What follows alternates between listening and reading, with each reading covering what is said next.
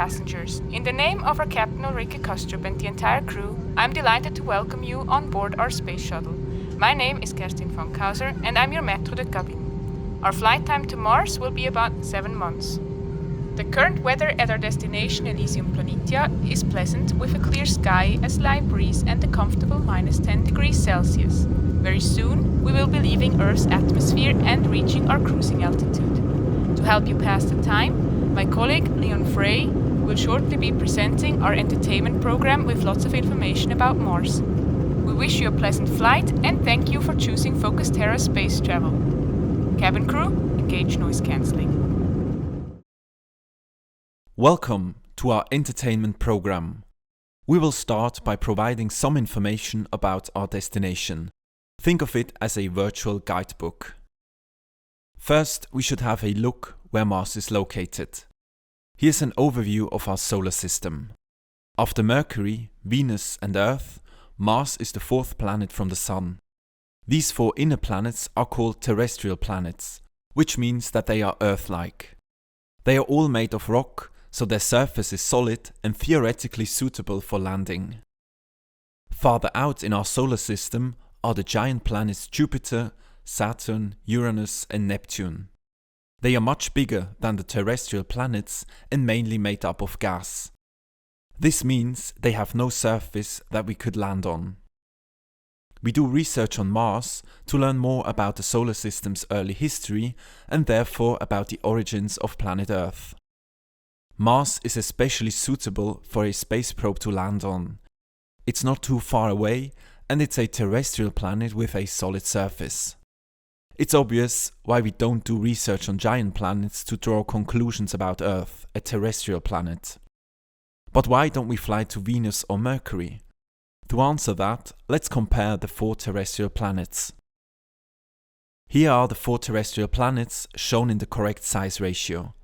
Mercury, the smallest planet and the closest to the Sun, is followed by Venus, which is almost the same size as Earth and often called its sister planet. Our Earth, the blue planet, is the largest of the terrestrial planets and about twice the size of Mars, the outermost of the 4 terrestrial planets.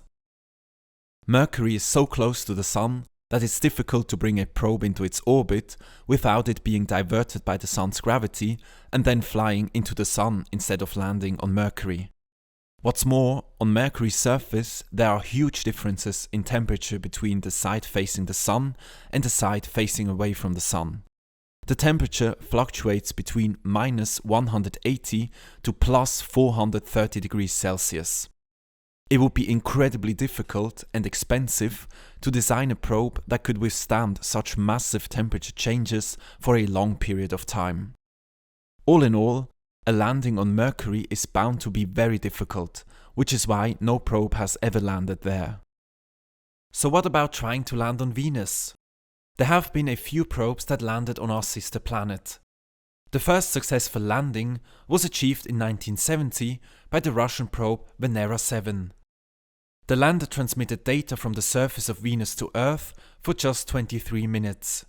Then it succumbed to the hellish temperature of almost 500 degrees Celsius and a massive atmospheric pressure. The image of Venus that we see here is not a photo, but shows the surface as calculated from radar measurements. Here's a real photo of Venus. The planet is shrouded in a dense layer of toxic clouds. Because of this inhospitable atmosphere, many probes have been sent to orbit around Venus and not to land on its surface. Venera 15, Venera 16 and Magellan mapped the surface of Venus from orbit using radar measurements. Radar measurements have the advantage that they can pierce through the dense mass of clouds. We can see that Venus isn't a very suitable planet for landing and taking long-term measurements on the surface. This leaves our red neighbor, Mars. Out of all the terrestrial planets, it is the most suitable for landing and taking long-term measurements. It is farther from the Sun, and its surface temperatures fluctuate much less than on Mercury.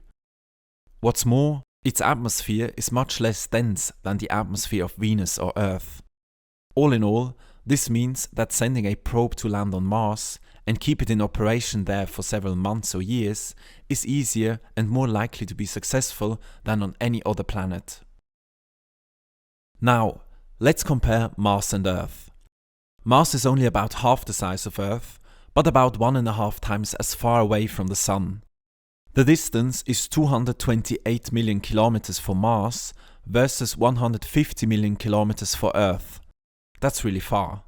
It takes the light from the Sun about 8 minutes to reach Earth and almost 13 minutes to reach Mars, obviously traveling at the speed of light. In comparison, if we drove a car the distance from the Sun to Earth and to Mars at the maximum highway speed of 120 kilometers per hour, it would take us about 143 years to get from the Sun to Earth and about 217 years from the Sun to Mars. Let's take a closer look at Earth's and Mars' orbit around the Sun. As Mars orbits the Sun at a greater distance than Earth does, it takes longer to travel once around the Sun, in fact about twice as long. That means that a year on Mars is about 687 Earth days long, so almost 2 Earth years. As Mars rotates on its axis at about the same speed as Earth does, a Mars day is about as long as an Earth day, so about 24 hours. The temperatures on Mars are relatively pleasant compared with Mercury and Venus. They fluctuate between -153 and +20 degrees Celsius. Mars' gravity is weaker than Earth's gravity. Something that weighs 100 kilograms on Earth only weighs 37 kilograms on Mars. One striking difference between Earth and Mars that is clearly visible in this image is that there is lots of water on our planet. About 71% of Earth's surface is covered with liquid water. On Mars, there seems to be no water at all. But actually, there is. You just can't see it at first glance.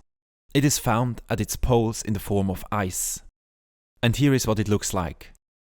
Don't you think the North Pole on Mars looks like whipped cream on top of hot chocolate? But the poles aren't the only places on Mars where we can find water. In 2018, researchers used radar measurements to explore beneath the surface of Mars, a bit like they did on Venus. They found an area near the South Pole where there seems to be water in liquid form, an underground lake. If these measurements could be confirmed, for example by drilling a hole, then the discovery of liquid water on another planet would be a sensation. Unfortunately, a mission like that is too difficult and expensive right now. So these measurements remain our only clue so far that liquid water may be present beneath Mars' surface.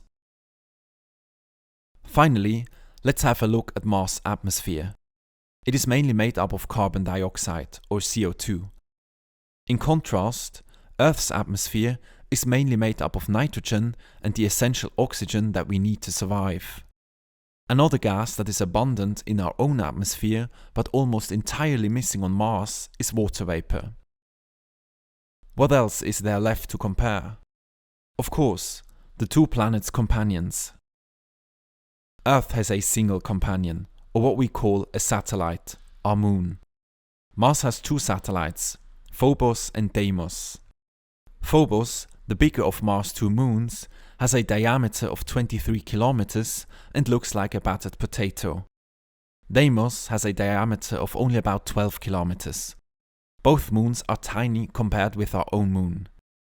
In this image, the size ratio between Earth's moon and Mars' moons is not correct.